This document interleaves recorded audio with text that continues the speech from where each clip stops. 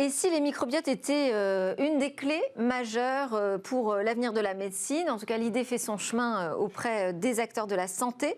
Et nos journalistes, Cécilia Sévry et Cociela Buech, se sont rendus dans un laboratoire pharmaceutique pour interroger une start-up qui travaille sur un traitement visant à rééquilibrer le microbiote intestinal. Reportage.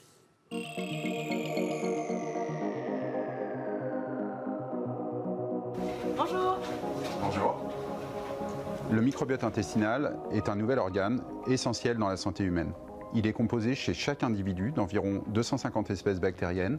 Il contient près de 800 000 gènes, c'est-à-dire 10 fois plus que le génome humain, et pèse au total 1 kg.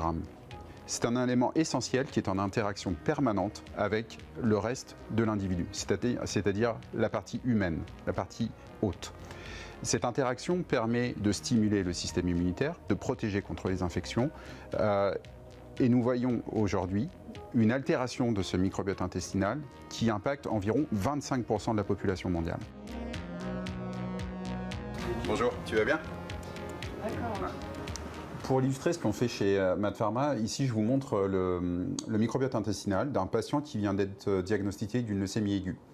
Comme vous pouvez le voir, il a une très forte diversité et une très grande richesse, c'est-à-dire que chaque espèce bactérienne est représentée avec une certaine abondance.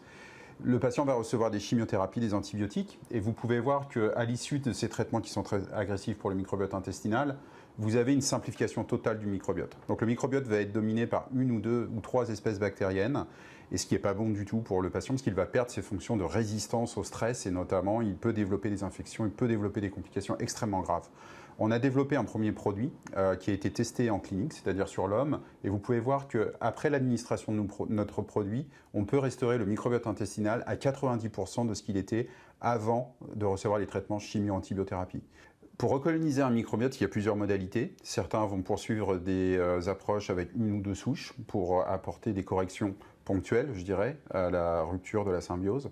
Nous, on a une approche globale où on va récolter du microbiote sur des selles, où on va produire du microbiote synthétique et on va configurer, designer, concevoir ce microbiote en fonction de l'objectif qu'on veut atteindre. Donc on va le collecter sur des individus sains, en faire soit une version native avec ses dons, ou alors un produit synthétique à partir de biofermentation. Et ensuite, on va l'administrer sous forme de pilule directement pour que ça arrive et colonise le patient, l'intestin du patient. Il est clair que depuis 2013, date à laquelle les premières sociétés sont créées, pas grand monde y croyait. Et aujourd'hui, on a eu un inversement de tendance qui est énorme, avec un nombre d'essais cliniques et de recherches scientifiques dans le domaine absolument exponentiel.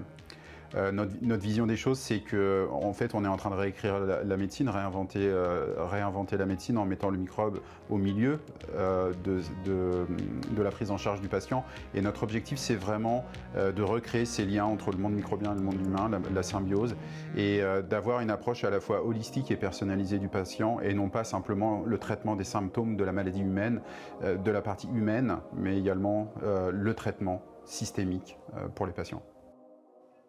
Très belle ambition derrière cette start-up. C'était Smartech. Je vous retrouve évidemment demain à 11 h sur Bismart à la télé, également sur le web et les réseaux sociaux quand vous voulez. À très bientôt.